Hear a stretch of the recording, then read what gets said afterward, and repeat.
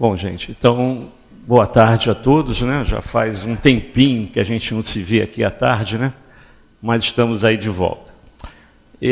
Quando o Afrânio, no ano passado, começou a agendar as palestras para 2017, e ele nos deu esse tema aqui, o testemunho dos espíritos felizes após a morte, me veio imediatamente na ideia o estudo do livro Céu e Inferno, né?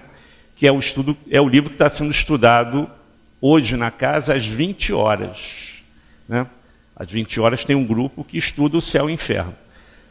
E lá na parte 2 do Céu e Inferno, Kardec começa então a descrever as aventuras ou desventuras, né, desses irmãos que chegam à pátria espiritual. E sempre lembrando que o livro Céu e Inferno, ele é um leque de informações de espíritos de todas as categorias possíveis. Então, você vai ver ali espíritos, os mais brutalizados pela ignorância, espíritos muito sofredores, até esses espíritos felizes, né, que já estão no nível de evolução tal que merece uma reflexão da nossa parte. Como eles chegaram lá. E o interessante nesse leque de opções que Kardec nos dá, no livro Céu e Inferno, que aliás é um livro pouco estudado na doutrina espírita, por isso que a gente tem que incentivar a equipe que está estudando esse livro aqui na casa, porque é um livro pouco estudado, não só na nossa casa, mas em todo o movimento espírita, né? E é um livro importante porque a gente se vê ali, em determinado momento, em algumas páginas do livro Céu e Inferno, a gente se vê ali, quando começa a estudar como era aquele espírito, quando era encarnado, como ele vivia na Terra, como ele chegou na pátria espiritual, como foi recebido, como ele está passando esses últimos momentos na pátria espiritual. A gente se acha ali, pessoal. A gente está ali. Um desses personagens ali, são mais de 80 personagens, quase 100. A gente se encontra ali, pessoal. Para você ter uma ideia, só dos espíritos felizes, Kardec convida 18 espíritos para dar o depoimento. Claro que a gente não vai dar conta disso tudo. 18 espíritos, nem fazendo seminário vai dar. Então a gente escolheu aqui os quatro espíritos que vai nortear o nosso estudo de hoje. Com 50, 45 minutos, não pode ser mais do que isso. Porque tem muita coisa para a gente falar sobre isso. E naquela época, para a gente entender como é que foi feito o livro Céu e Inferno, naquela época, 1865, por aí, né, quando eles começaram a pensar no livro Céu e Inferno, mas as entrevistas de alguns espíritos, vocês vão ver que vem de 1861, 62, 63. Mas em 1865 eles já estavam formatando o livro. Né? Estavam dando, né, ao prelo o que seria a primeira edição do livro Céu e Inferno. E naquela época era uma época de pesquisa em que os espíritas tinham e deveriam utilizar ao máximo os recursos de pesquisa, de garimpar fatos e etc. E naquela época a evocação era permitida. Hoje não cabe mais, né, gente? Hoje nenhuma casa espírita vai evocar espírito. Essa fase já acabou.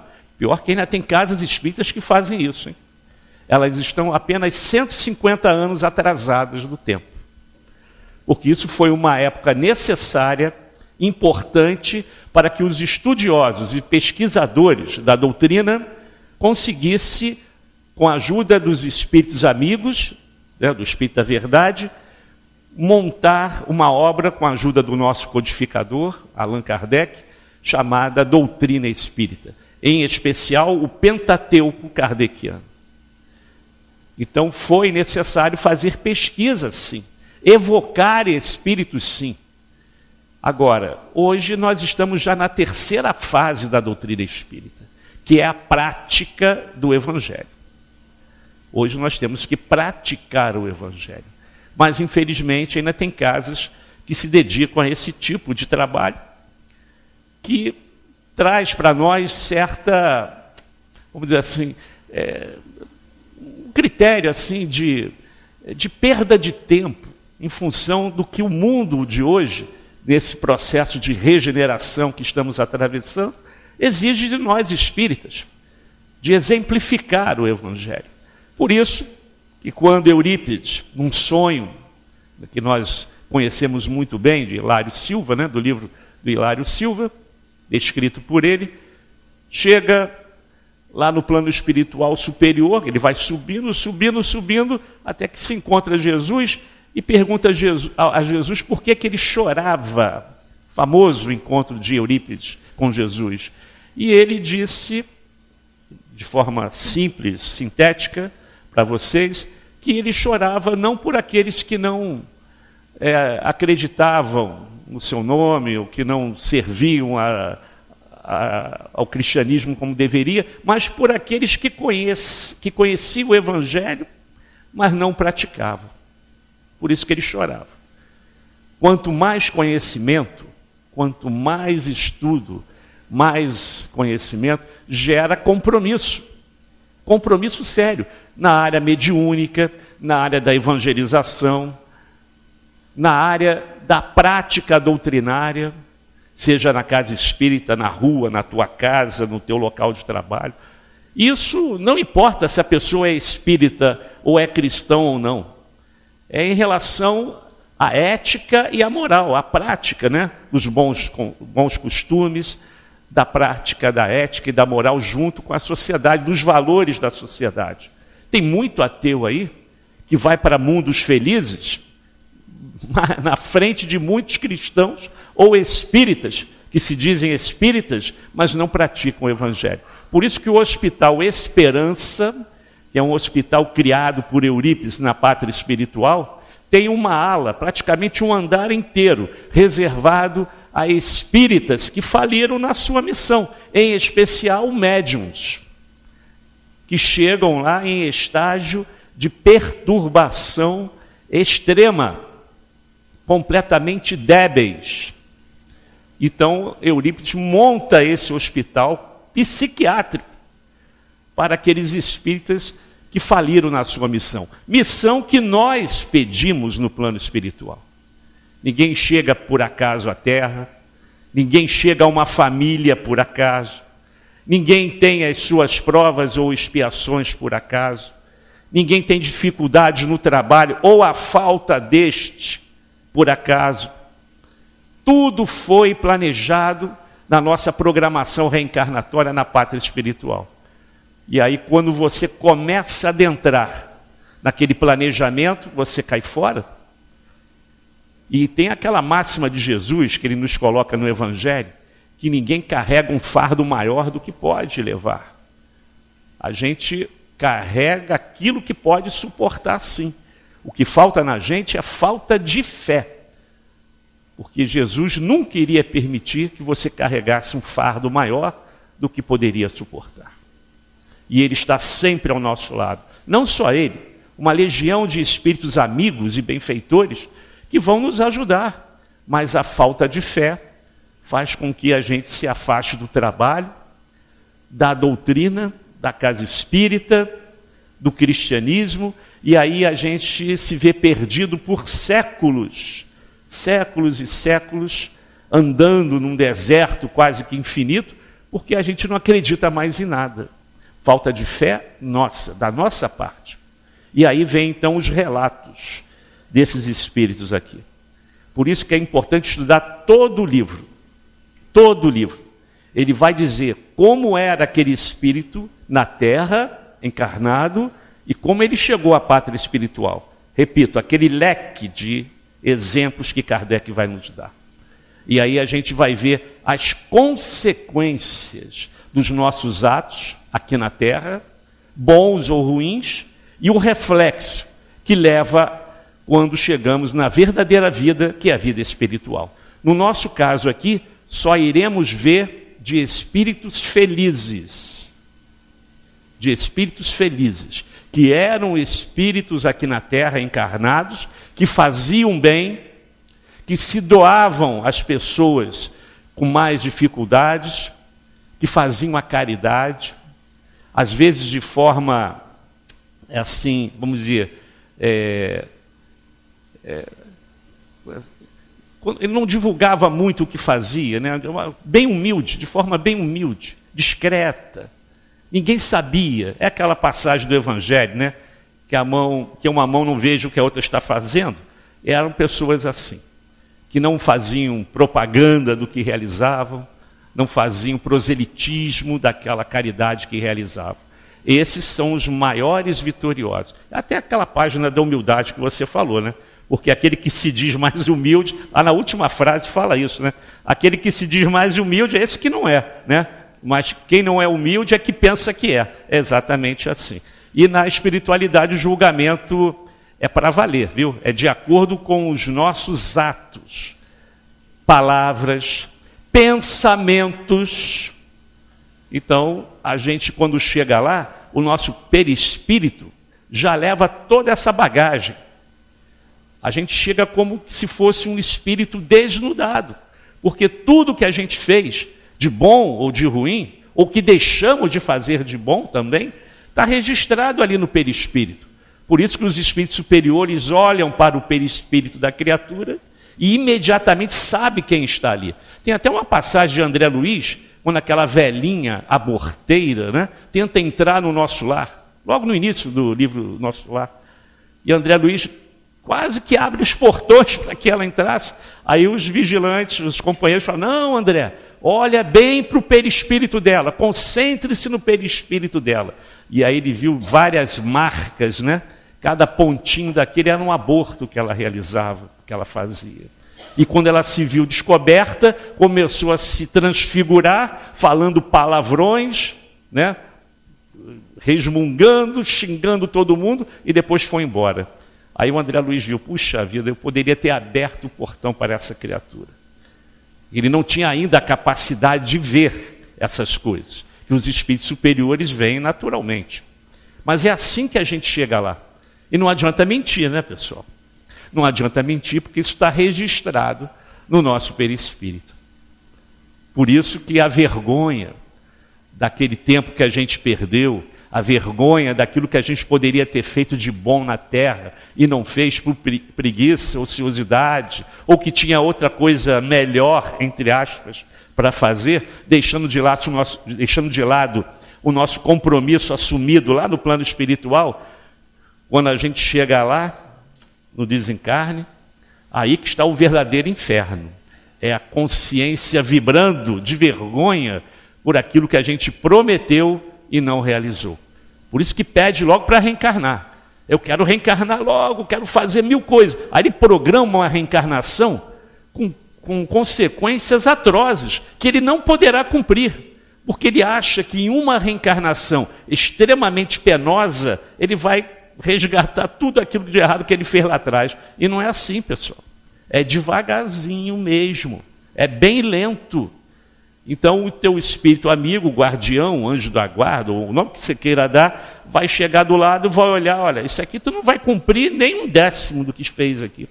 Não vai ter condições de fazer isso. Então vai ter que ser devagar.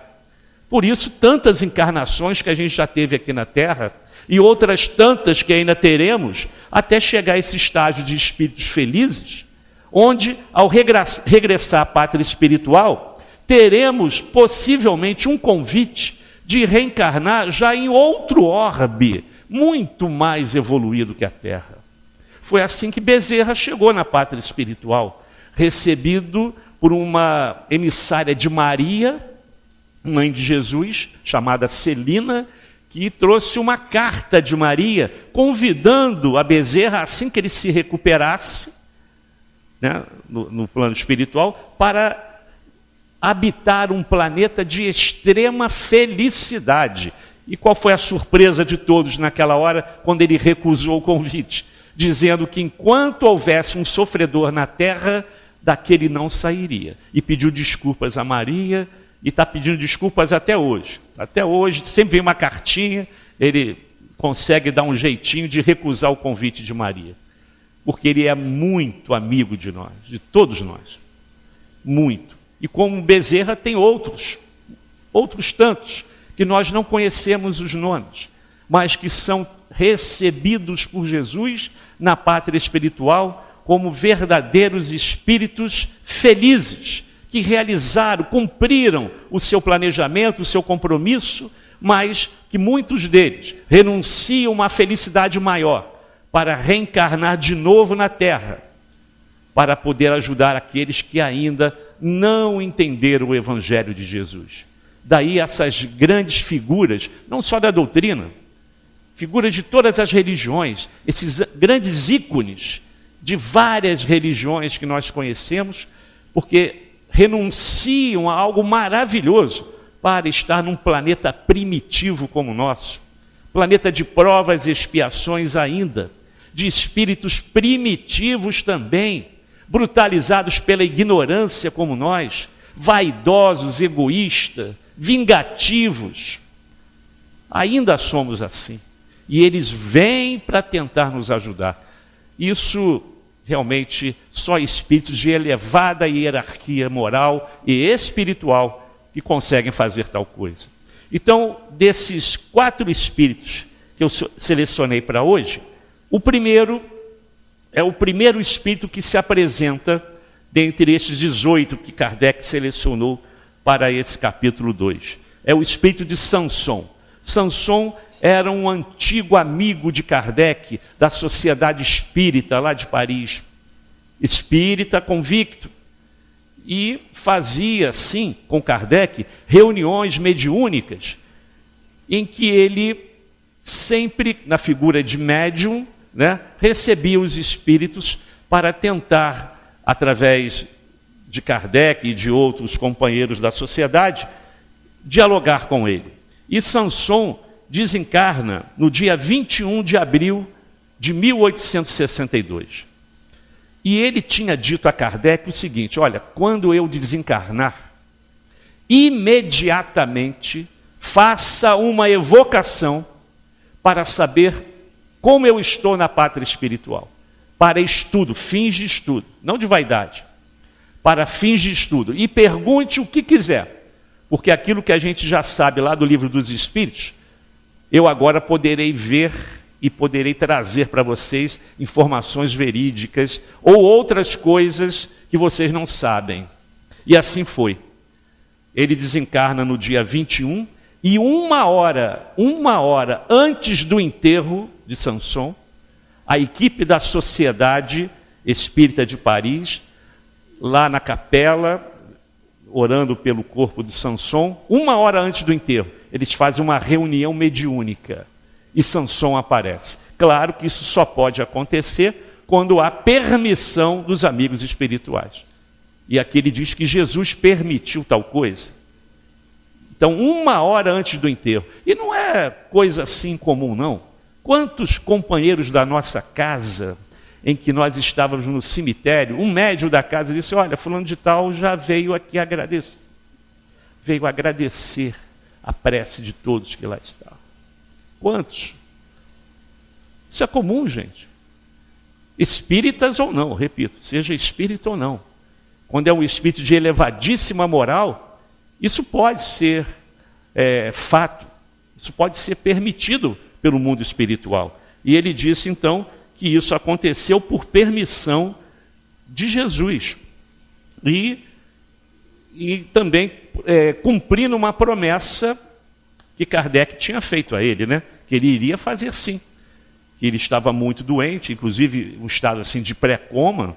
Durante alguns meses ele sofreu muito no leito de dor, e Kardec estava até apreensivo, Como é que ele ia chegar na pátria espiritual? Será que ele ia chegar com dores iguais às dores que ele estava passando no leito hospitalar? E ele diz o seguinte, gente: a minha situação... Ora, isso uma hora antes do enterro. Ele tinha morrido no dia anterior. Uma hora antes do enterro, eles fazem uma reunião fechada e ele diz assim... Cadê? Está aqui, ó. A minha situação é bem ditosa.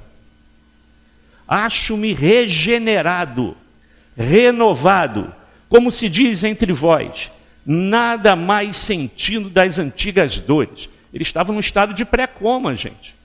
Coma induzido, como a gente chama hoje aí. Estava muito mal no hospital, não reconhecia às vezes as pessoas. Dores incríveis. Isso me lembra o desencarne de Amazonas Hércules, que a sua filha Jaqueline nos descreveu. É a única filha que adotou um pai. Eu sempre vejo um pai adotando filho. A Jaqueline é o exemplo de uma menina que adotou um pai. Era o Amazonas Hércules. Cuidou de Amazonas durante vários anos e ficou do lado dele até o desencarne. E ela descreveu que os médios da casa, do Centro Espírita Filhos de Deus, falaram para ela. Ele foi recebido em festa no plano espiritual. Em festa. Quem não conhecia ou quem não conhece Amazonas Hércules, ele era um ranceniano, um doente leproso do hospital Curupaiti. E chegou lá andando, sem muletas, todos os dedos inteirinhos, todos os dedos dos pés inteirinhos, a perna que não existia mais estava inteirinha, andando com perfeição, falando com carinho, o rosto completamente recuperado, né? Não tinha mais aquele nariz, a orelha, a gente sabe que nesses onde não há a cartilagem, né, em si, né, começa a se deteriorar. Perfeito! Isso algumas horas depois do desencarne. Olha só. Amazonas foi recebido em festa. E lá estava toda a turma da espiritualidade maior. Jesus Gonçalves, Bezerra e também Jesus, que foi receber.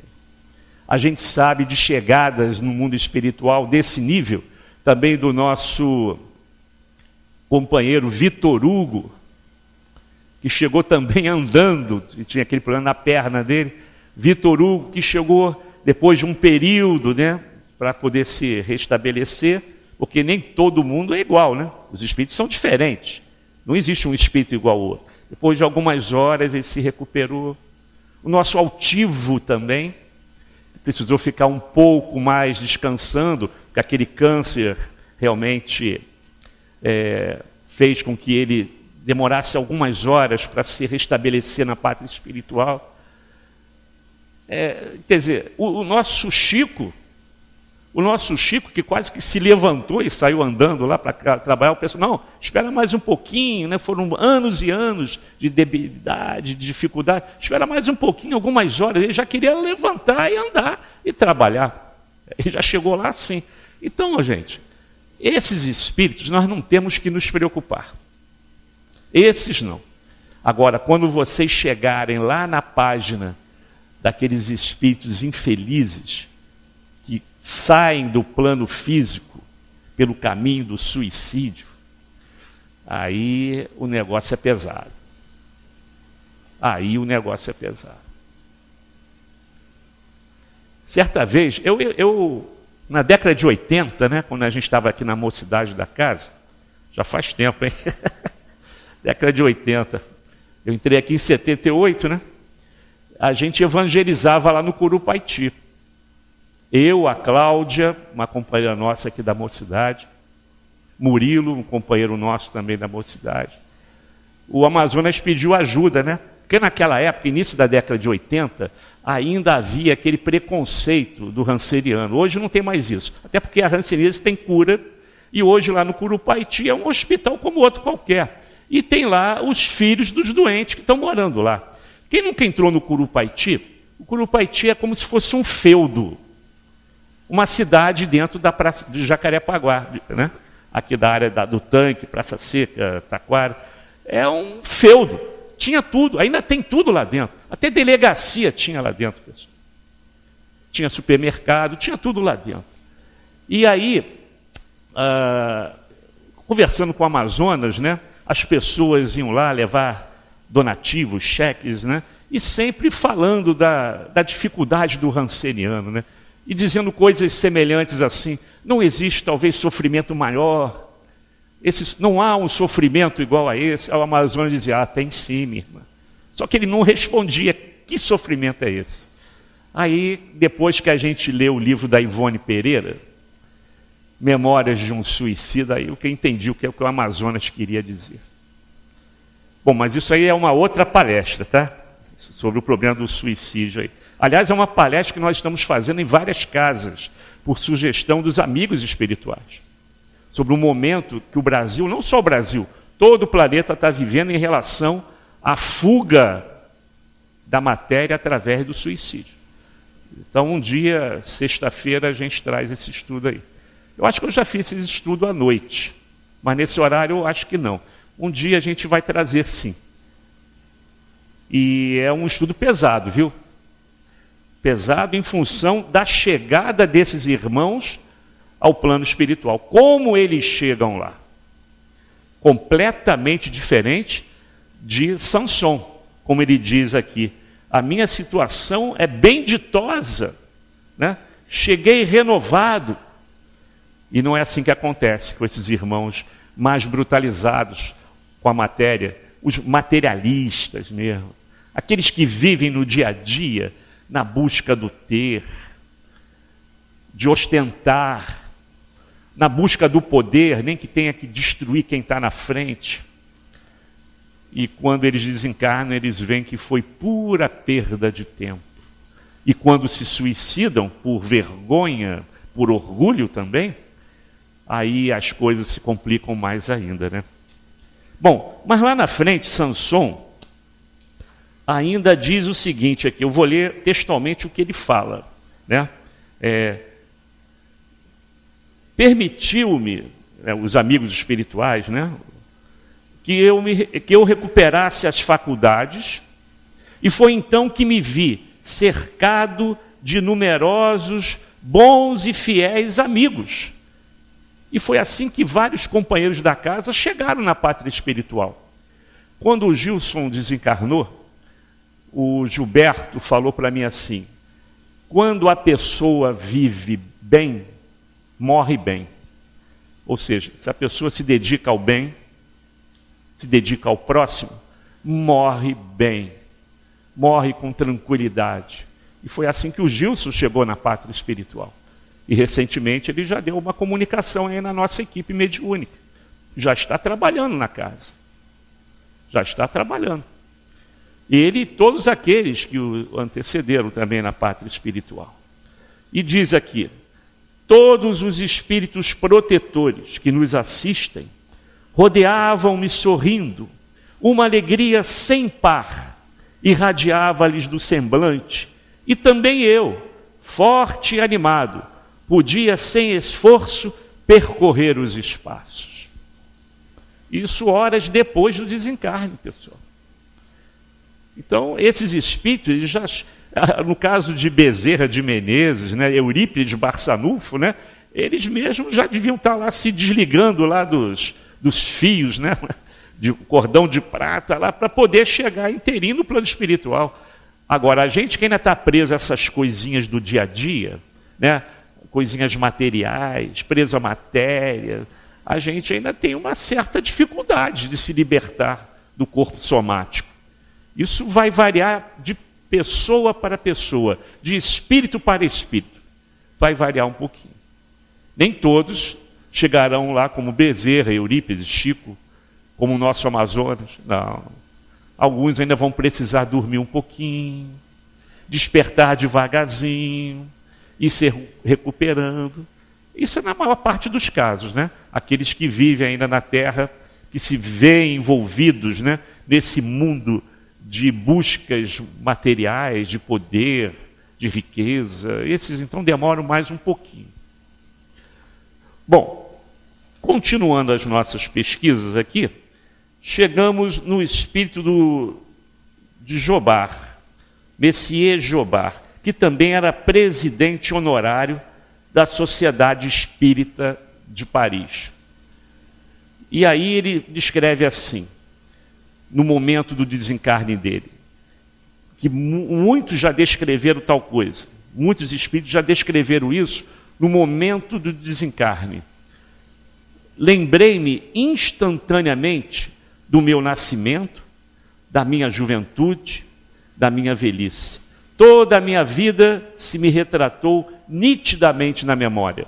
Isso acontece com aqueles espíritos que realizaram o seu compromisso, o seu programa reencarnatório, e aqueles também que não fizeram, também aqueles que não fizeram, mas de uma forma assim, extremamente veloz, quase que a velocidade da luz. Num relâmpago ele vê tudo isso passando.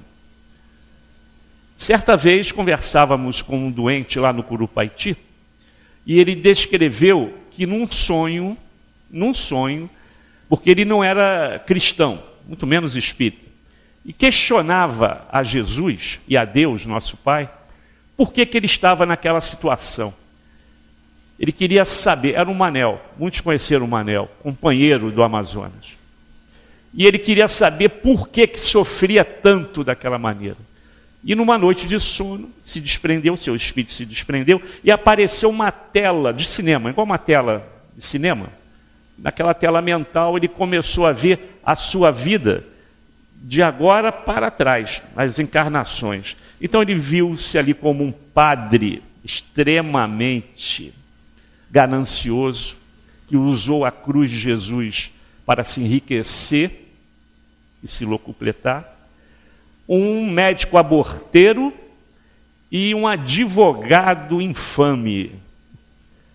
Aí depois que ele acordou, aquilo ainda estava na memória espiritual dele, ele falou, graças a Deus que eu estou aqui no Curupaiti. Eu acho que depois dessa eu poderei voltar a ser aquilo que eu gostaria de ser na felicidade plena, porque era aquilo que ele precisava passar. Quando eu citei aqui Jesus Gonçalves, que é hoje um dos espíritos ao lado de Ismael, que, vamos dizer assim, administra o nosso Brasil, juntamente com Jesus, que é o governador do planeta, Jesus Gonçalves, ele administra também na pátria espiritual vários internatos, vários centros, como o do Curupaiti no Brasil inteiro. Né? Ele é um espírito muito, muito admirado por aqueles chamados rancenianos. É o protetor desses espíritos que vieram com essa prova dificílima. E Jesus Gonçalves teve que passar por 3 encarnações como ranceniano, porque quem conhece a vida de Jesus, eu não vou falar aqui para vocês pesquisarem, vão ver lá para trás mesmo, bem lá para trás, vocês vão ver que era um espírito extremamente compromissado com o mal, com terror, com mortes nas costas. Então ele teve que reencarnar 3 vezes, na terceira que ele veio como Jesus Gonçalves. Então quando o Manuel lá no Curupaiti falou, agradeço a Deus essa doença, ele já é espírita, então, já naquela época, ele então entendeu perfeitamente o porquê da doença que ele estava passando. Né? Então isso era o Dr. Jobar. O outro que eu separei aqui foi o Dr. Demer. Também é um caso bem interessante. É um médico homeopata, era um médico homeopata espírita, né? Frequentava as reuniões espíritas naquela época e desencarna em 1865. Um pouquinho depois ele já estava dando as comunicações pelo método da evocação, que eu repito, era necessário naquela época por medidas de pesquisas. Hoje ninguém deve fazer isso, pessoal. Tá? Muito menos uma casa espírita séria hoje deve se dedicar a esse tipo de trabalho. Isso não cabe mais ao século XXI. Então, esse doutor Demer, ele era até chamado como o cura d'Ars da medicina. Cura é um sacerdote católico, um padre católico, né? E a figura de cura d'Ars é uma figura que, na época da Revolução Francesa, era um padre que se destacava na cidade de Ars, que é uma cidade rural no interior da França, e que fazia muita caridade. E alguns diziam que ele fazia milagres, né? Tanto que a igreja colocou lá como um santo da igreja lá, né? Mas o Curadas é uma figura famosa e conhecida no interior da França. E ele tem até uma comunicação do Evangelho também. Né? Tem até uma comunicação do Evangelho sobre isso. E esse doutor Demer, ele era considerado, por ser uma pessoa boníssima, caridosa, né? O Curadas da medicina. E ele também se comunica com Kardec, muito amigo de Kardec, e Kardec, junto com os médicos, entraram em contato com ele para saber como ele estava no plano espiritual. Né? Também uma pessoa boníssima, que só fazia o bem.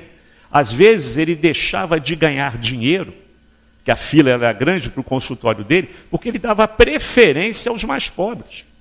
E ele dizia, não, o rico pode procurar outro médico. Tem outro médico que vai atender esse rico aí, mas aquele pobre, talvez aquele não vai querer atender. Então eu dou prioridade ao pobre. Olha só. Então ele já era dessa maneira, quando aqui na Terra. Ele dava prioridade às pessoas mais carentes, mais pobres, no atendimento lá do seu consultório. Quase sempre o exemplo que a gente dá de Bezerra também, né? Bezerra também era assim. Pensava assim também, né?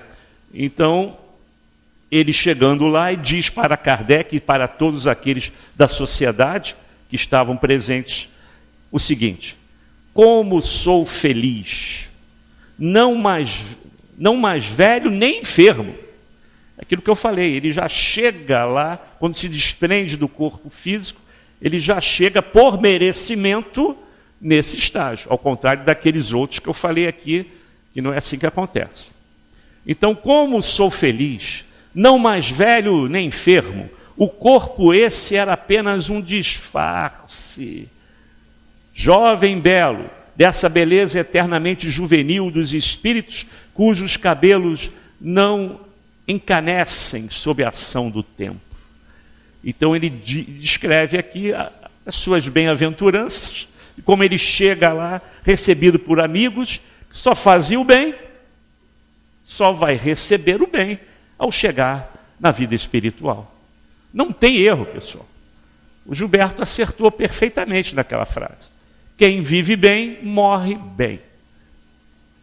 Assim que a gente deve entender, sim.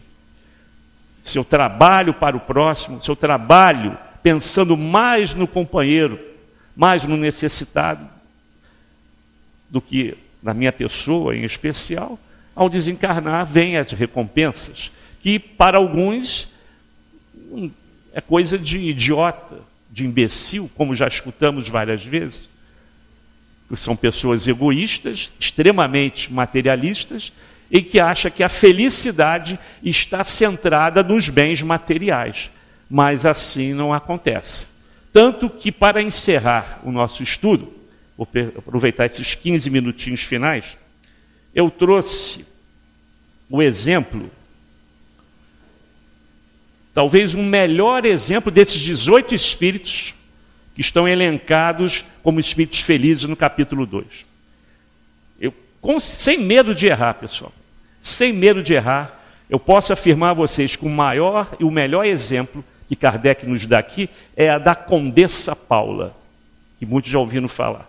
Muito citado por muitos estudiosos da doutrina, palestrantes aí. A Condessa Paula. Sem dúvida alguma, o melhor exemplo, porque ela vai descrever detalhadamente como foi a sua vida aqui, de riqueza, esposa de um conde alemão, extremamente rico, e ela tinha o cuidado, veja só, quando chega a um estágio X de evolução, ela tinha preocupação, porque naquela época vocês sabem como eram as festas, né? Nos castelos, né? Naquelas grandes mansões e tal. Era fartura. Para mostrar que a pessoa era rica, tinha que ter fartura. E aí eu me lembrei, inclusive, de um livro que eu li sobre a vinda da família imperial portuguesa, fugindo de Napoleão aqui para o Brasil, quando eles chegaram aqui, como eram as festas dos nossos reis, rainhas que vieram de Portugal para cá. Era uma coisa inacreditável, né? Uma mesa, tudo que você possa imaginar, todas as espécies de aves e carnes que você pode imaginar, e ele só dava só uma garfadinha, tá ótimo e tal, pode jogar fora. E ela não permitia isso no castelo dela. Se o marido dela, por imposição social, tivesse que dar tal festa, ela permitia, administrava a festa, mas as sobras eram devidamente endereçadas aos mais pobres que moravam no entorno do castelo. Ela era muito querida, morreu jovem, com 37 anos de idade. Morreu muito jovem. E o enterro dela foi uma coisa assim que ninguém viu naquela época. A quantidade de pessoas que acompanharam o corpo até a chegada do seu túmulo. E ela diz por que foi assim. Vamos ver aqui o que é que ela fala, que a Condessa Paula. Ela diz assim, eu vou ler literalmente o que ela descreveu, para não fugir da verdade. Porque aquilo que a gente está falando da felicidade. Muitos acham que são felizes pela posse dos bens materiais, mas não é assim, pessoal.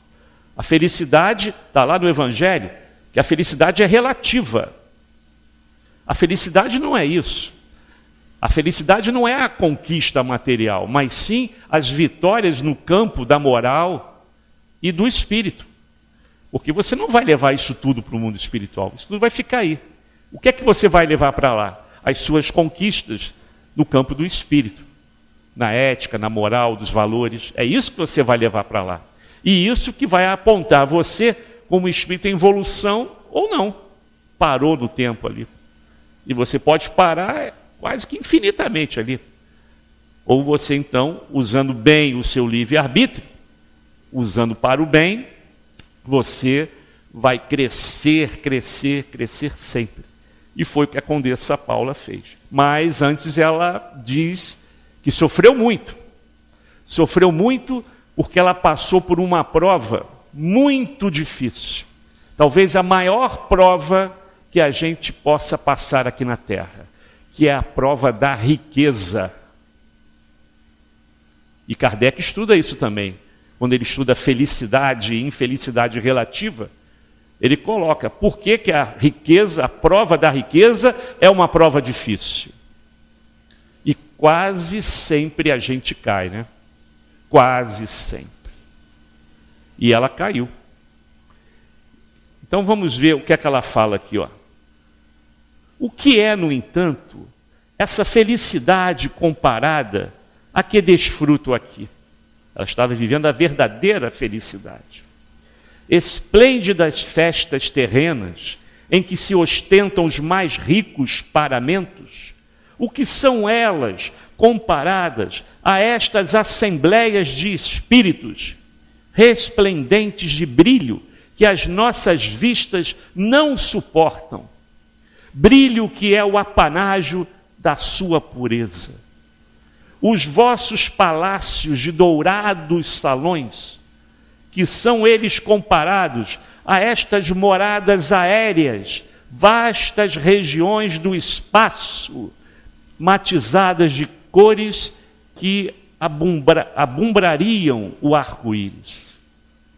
E mais à frente ela diz, e como são tristes e insípidas as vossas maiores alegrias, comparadas à sensação inefável de felicidade que nos satura todo o ser como um eflúvio benéfico, sem mescla de inquietação, de apreensão e de sofrimento.